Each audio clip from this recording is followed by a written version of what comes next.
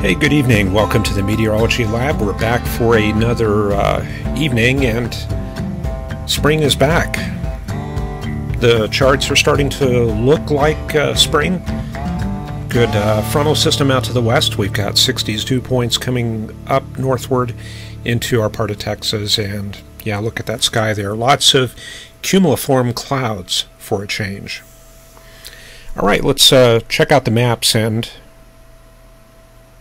take a look under the hood, see what's going on. There's our Bear Clinic system there in southeast Colorado, and to a certain extent that's kind of limited the aerial extent of the precip as the pressures and the height falls out in that region, kind of bringing the southerly winds up into the Texas Panhandle and the Oklahoma Panhandle, and that's kind of reducing the convergence around Highway 287 down I-20 and down into the Edwards Plateau area. So if we had some of that low pressure development a little further south, like in the Panhandle, we would probably be seeing a little bit more extensive severe weather up the Red River region. Anyway, you can see that front there lifting north through the Dallas-Fort Worth area, Lawton, and up to Woodward. And let's check out the air mass. And of course the first thing that I look at is dew point, and there's those 60s dew points, and it contrasts very sharply with the teens and 20s out in West Texas, and the map at this time showing a lot of dust and sand being lifted around Lubbock and Midland. Where's the dry line? Well, we definitely got a dry line.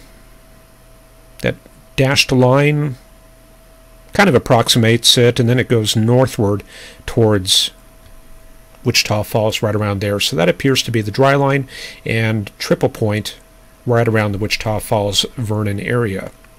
So that gives us this sliver that you see here. This is the moist sector. Now the aerial extent of the potent air mass does extend north of the warm front in a lot of cases, so you can get even surface-based storms right along the warm front, and then they can become a little bit elevated when they get maybe 40-50 miles north of the warm front. It really depends on the slope of the front. So I kind of consider, like I said, the moist air mass. That would pretty much be this zone right here. The thunderstorm development has taken place in this area of convergence along Interstate 35. You can see that wind flow coming together in this area here. So that's kind of the favorite area for development. And also we probably have a little bit of a theta E ridge out in this area here around College Station up to Waco. So a lot of ingredients coming together. Now up north there can also be potential for severe weather, but the big problem is the limited moisture. You can see the dew points in this upslope area only in the 40s and low 50s. So not only do we tend to have high base storms, but that kind of delays the initiation until we get the maximum point of heating there, and even then sometimes nothing happens. Lots of dry air close at hand in the Texas Panhandle. Very strong winds gusting to 41 there at Dalhart, and then further to the west, looks like there's the front. Let me do something interesting. I want to try to take a cross-section. I'm going to go from Flagstaff. We'll just go right along Interstate 40 through Amarillo to Norman and stop it at Fort Smith. So let me see what happens there. And this is going to have the current radiosonde data. So let's see here. This works about 95% of the time. I have the compiler open, so that's probably creating some problems. So, like I said, this is kind of an experiment, but some of the data may still come up. Okay, looks like we got kind of a corrupted field there. So let me give that one more shot here. And if not, we'll just kind of move on here.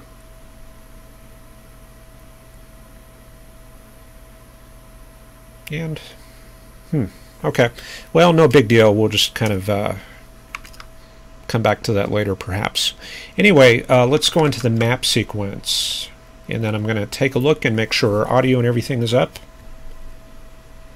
This is probably a good evening to use the SPC mesoscale graphics. I don't know if any of you have used this, but that's on the SPC page. Yeah, right there, spc.noaa.gov/exper. That's usually how I get to that. And I just click on this mesoanalysis graphics, and there's a lot of cool stuff on the page. This climatology, sounding climatology, is pretty interesting. And the upper air charts, this is a good source of early upper air plots. So let me see if the current data is up. That looks like last night's data, so yeah, it's not quite up yet. So you would have to use digital atmosphere at this time to do a upper air analysis. So let's bring up the South Plains and see how things look. There's our area of thunderstorms moving into the College Station area in Lufkin. And it's interesting, we talked about that yesterday. The NAM was not predicting that.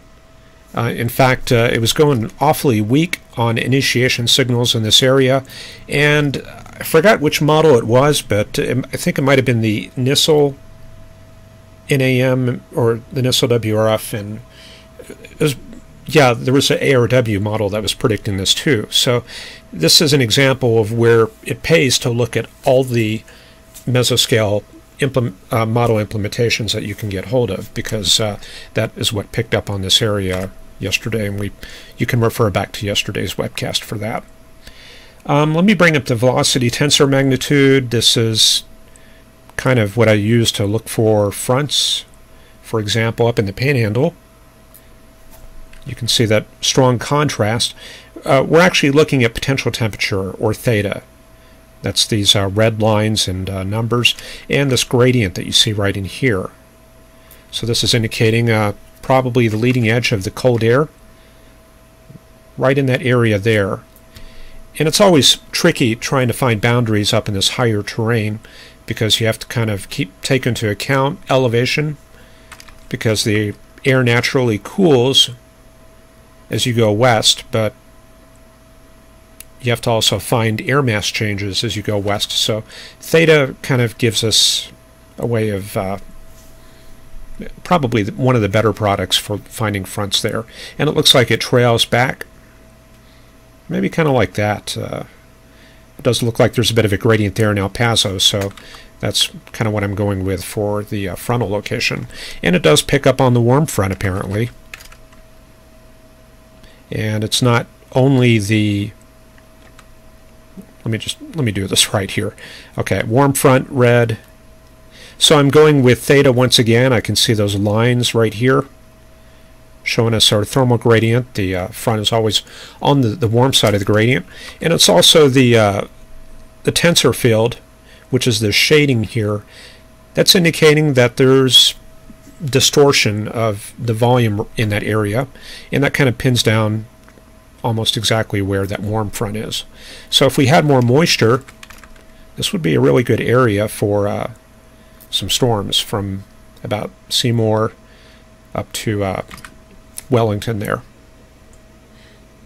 Okay, yeah, I need to check and make sure audio is good. That would be terrible if I went this long with the audio being off. I did try to check and make sure everything is running. All right, let's see who we got in chat. Let me give you something to look at while I look through the chat. Go to our, yeah, this is a cool one.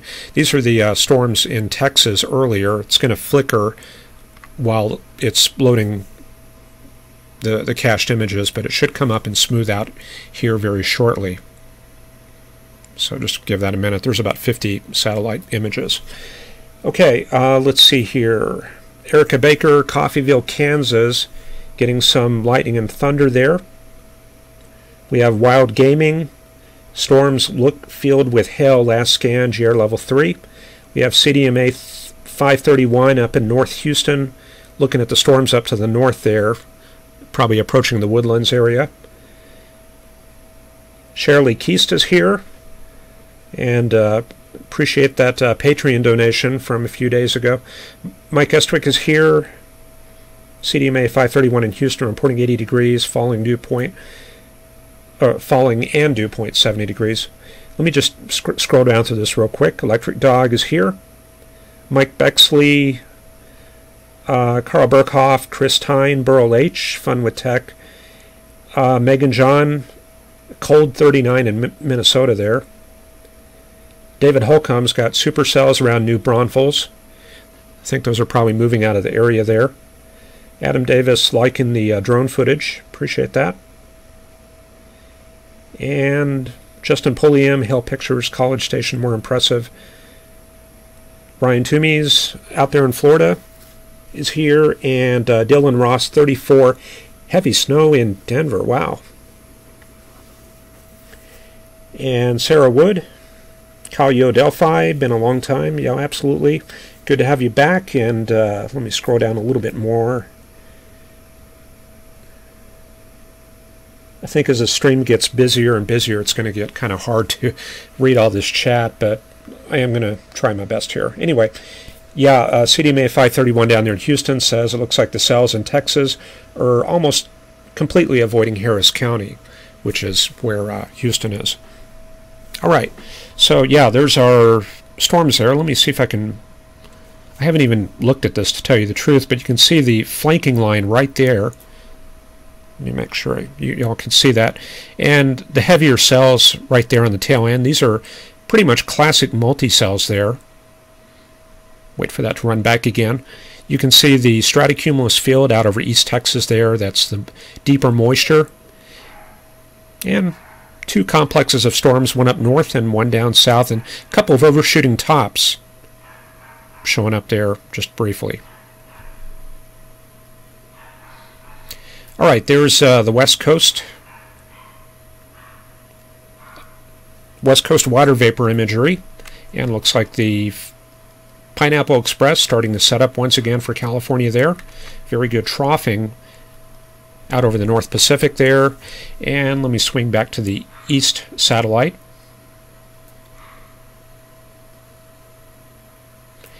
And this is kind of an interesting picture here. You can see there's actually a lot of subsidence aloft in this region.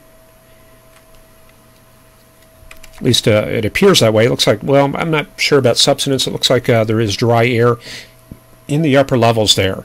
And also we can see gravity waves right there off the Cap Rock, and some more out around the Big Bend area. So these are probably generated by flow coming off the mountains right there and oscillating vertically, and that gives us kind of that wavy banded appearance out in this area here. So it's pretty spectacular.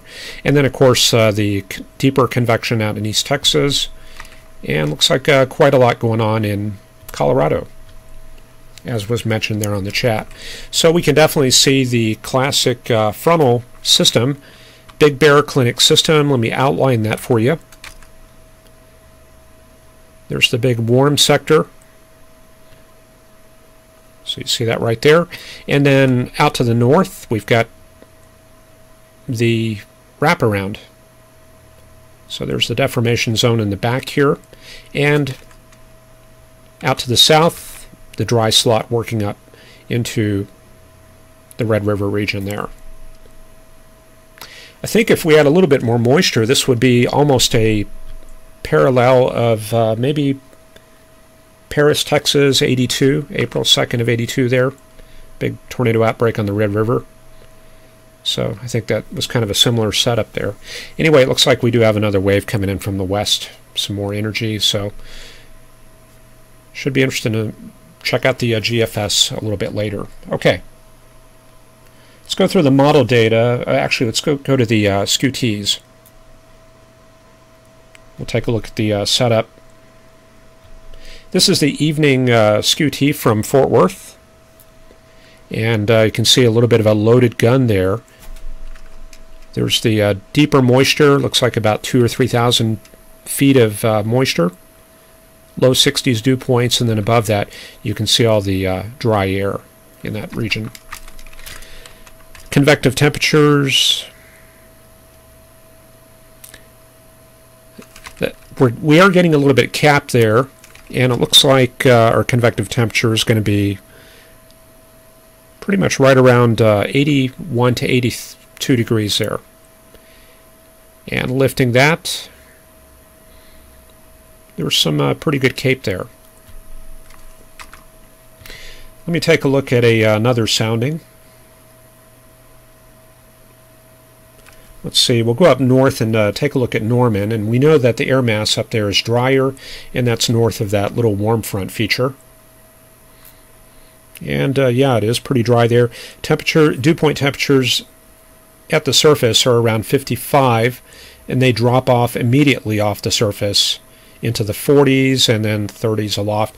However, there is a lot of dry air up in this region here. And let's see, I think that's probably it for the soundings.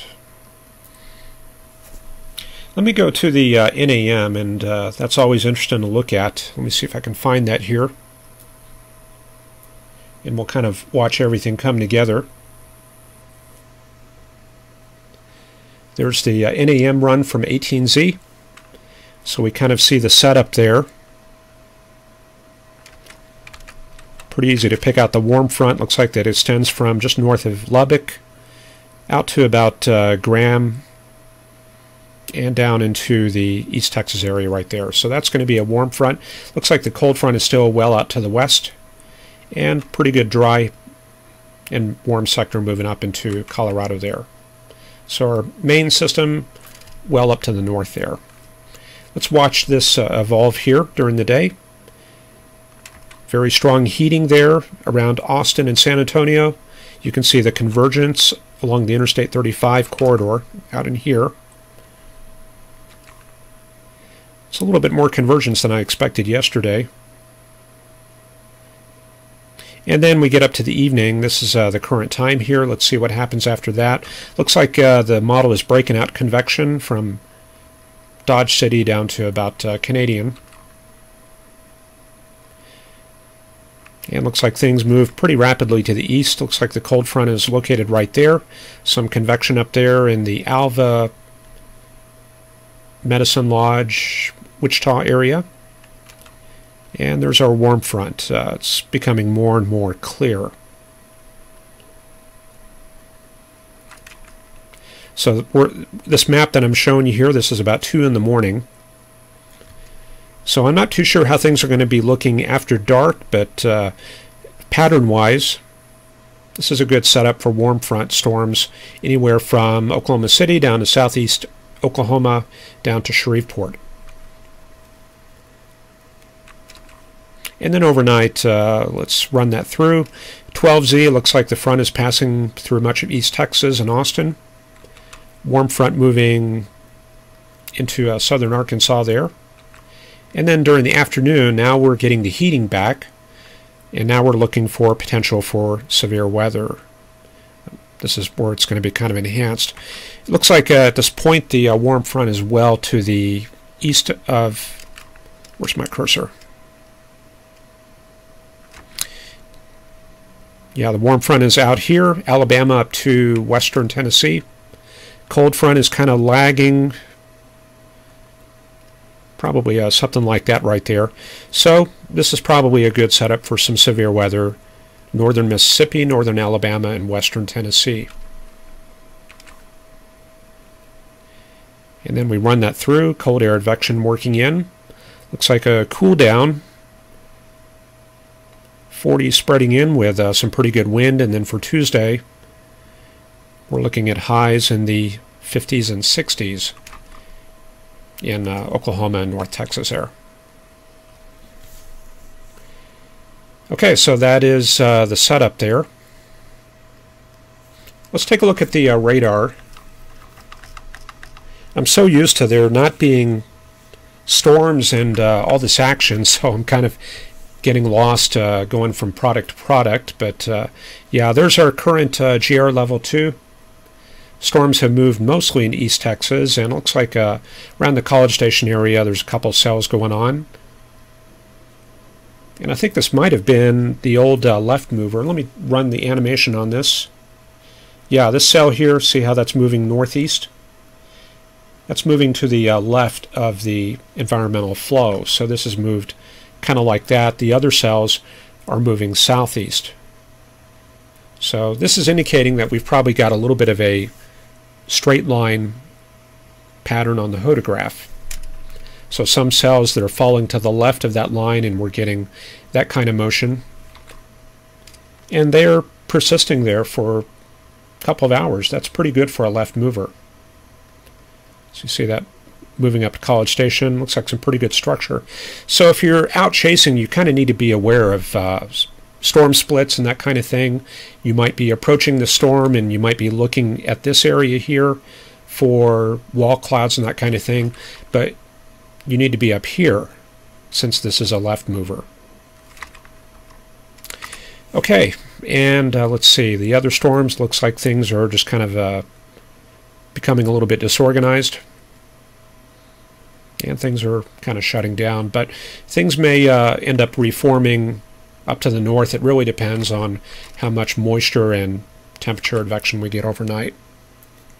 I wasn't impressed with the low level jet yesterday, so I'm not really too sure how things are going to shape up tonight. We'll probably have to look at the model data for that.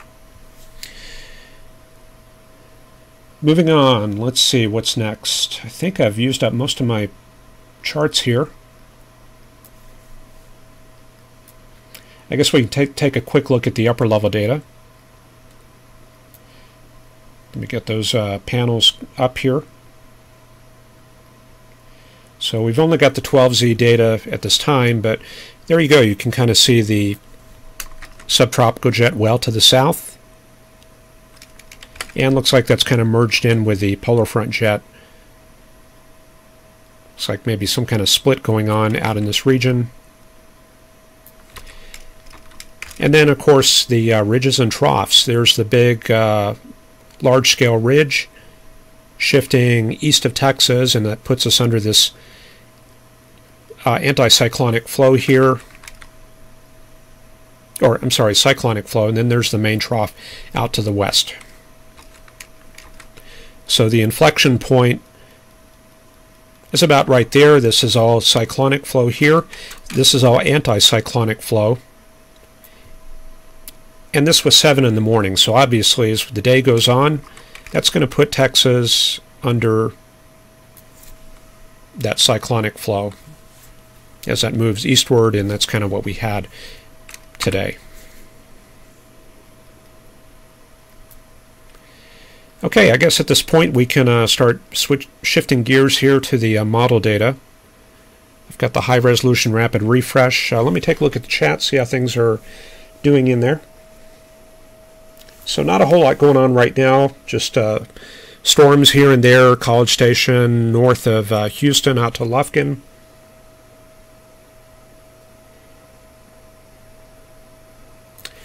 Chris Tyne asks, why are they called gravity waves? It's because gravity is one component of the forces acting on those waves. Buoyancy is one force that kind of acts upward. Gravity acts downward, and we're talking about the oscillation between those two forces, and we get that up and down motion as those forces act on each other. Would the Lake Charles sounding yield data, different data to help forecast? Yeah, definitely. That'll give you a better sample of the moisture. Let me bring that up. Lake Charles. There we go.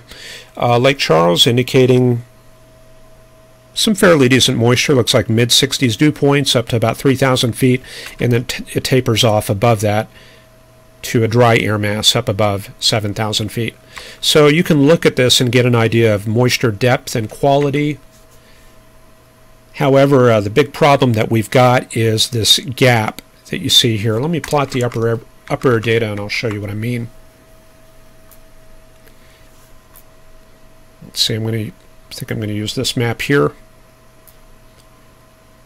Let me erase that. I'm going to bring up the 850 millibar plots. So this is the current upper air data from the radiosondes, and you can see this hole that we have over central and southeast Texas. And this is really kind of a big annoyance for us forecasters in Texas. We used to have a station here, Victoria. We had Stephenville and Longview back in the 90s. So that gave us some really good samples of the moisture. And for whatever reason, they took that away, and now we've got this hole here. So we have to kind of supplement that with model data, unfortunately. So, yeah, we don't have a really good sample of the moisture. We have to look at maybe College Station, Lake Charles, Shreveport, and Fort Worth, and that's probably about it. Del Rio is going to be dry today.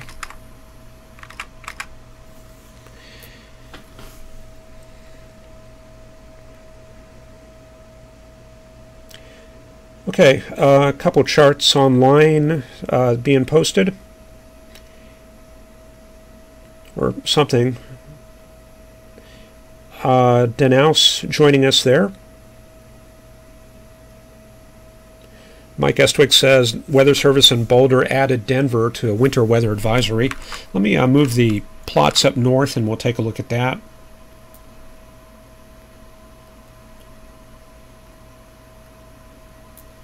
See what's going on up there in Colorado.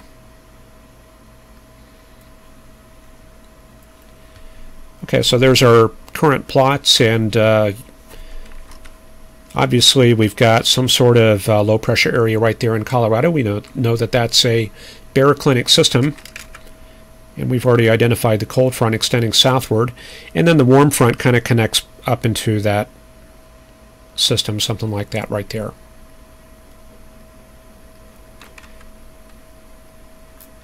So that puts Denver on the backside where we have this wraparound taking place. Up to the north, there's a combination of upslope flow in this area here. There's, as I mentioned, the wraparound on the backside of the system, so a little bit more lift. And cold air advection coming in from the north there. So it looks like things should start improving around Denver, I would think, as the system pulls eastward. But we'll take a look at the model data and see what it shows. It does look like there is some snow showers back in the mountains, so maybe a little bit more instability on the backside of that system. And let me bring up the pressure. There's the isobars, and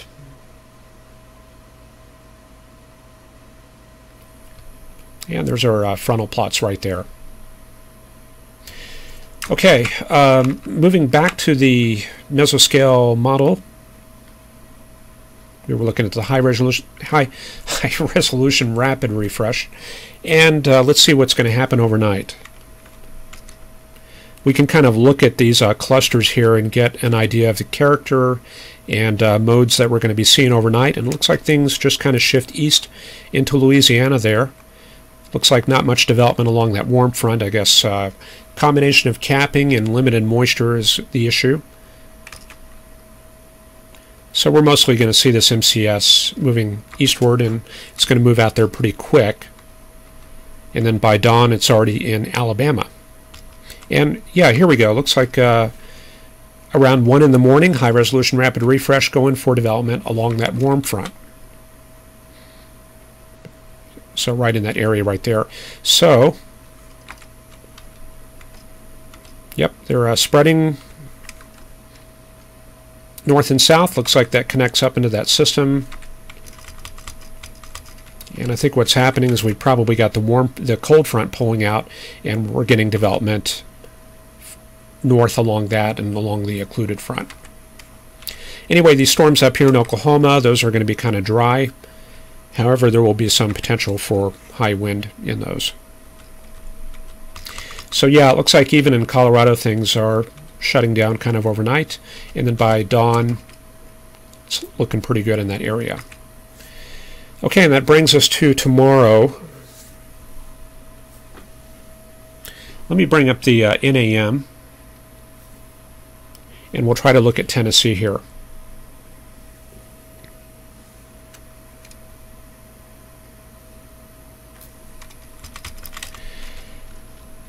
Okay, so let's see here. What are we looking at?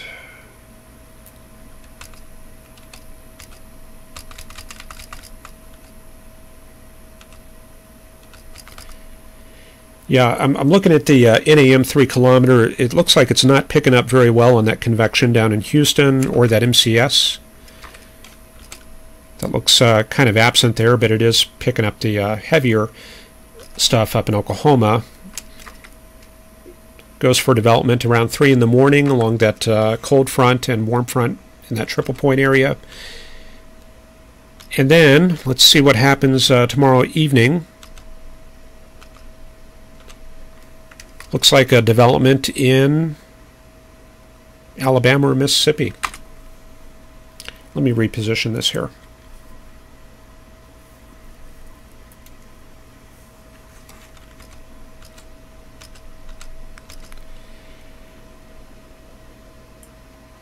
Okay, so to analyze things for tomorrow, this is the map at dawn.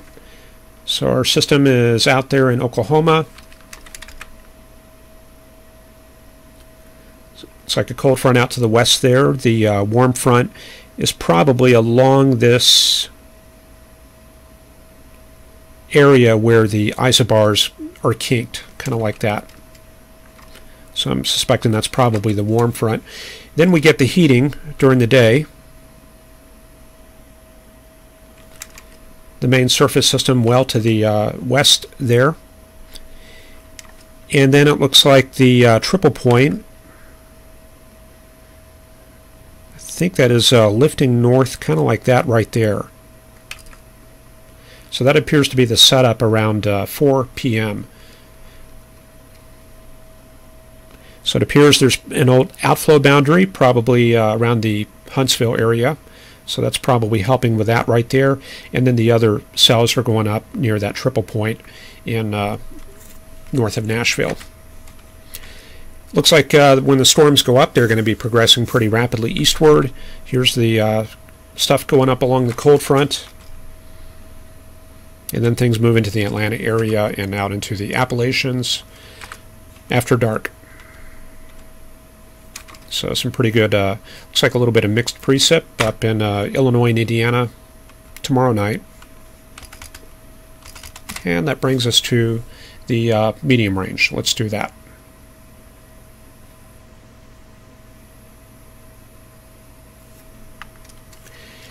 Okay, bring this forward. There we go. There's our system moving eastward into Tennessee. GFS going for storms up there in southern Kentucky, north of Nashville. That matches up pretty well with NAM. And then that will move eastward to the east coast. Looks like some action there in Virginia and West Virginia. Little development there as it moves out into the warmer waters. And then looks like maybe a little bit of snow shower activity there on Thursday. Cold air mass moves into the eastern U.S. And then out on the plains on Thursday, looks like some warm air advection starting to set up. Looks like the fetch is coming up from the western Gulf, kind of like that. Things start going downhill in California as another system moves inland. And this next system crosses the Rockies on Friday. And then it looks like by Friday afternoon, we've got a system kind of like that. And that looks to be pretty dry. Now the fetch is coming in from Mexico, so looks like most of the moisture ends up going up into Missouri and Arkansas. And then moving forward to Saturday, looks like Ohio Valley with that system right there, and looks like a bit of an Alberta clipper up to the north. Okay, yeah, looks like even on Sunday there are some possible severe weather chances in Kansas. This is on the 25th there. So we'll have to see about the timing there, but looks like we may be kind of busy again next weekend. Okay, well, that's about all I can come up with here, so I hope you enjoyed that. I would expect that this program is going to kind of evolve as we go into April here. I'm going to start trying to cover more of the severe weather. And I've been mentioning the hand analysis. We're going to try to do that, and I'll try to do some broadcasts during the day on severe weather events. I would recommend that you subscribe to my Twitter feed. That should be on the closing credits. Pretty sure it's on there. If I'm going to go live unexpectedly, that would be where you can get an update that that's going to happen. I should be able to give you about 30 to 60 minutes notice there. So we'll see how it goes there. Okay, catching up on chat here. Let me just look through this real quick.